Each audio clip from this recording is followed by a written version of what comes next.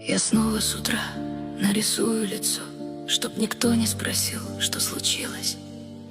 Я вроде хожу и спокойно дышу, только что-то во мне надломилось. Я снова отвечу, что все хорошо, но взгляд отведу, чтоб не выдать. Моих сил больше нет улыбаться сквозь боль и за это себя ненавидеть. А полжизни осталось на том берегу, где надежды, мечты и желания жизнь с собой мне дала,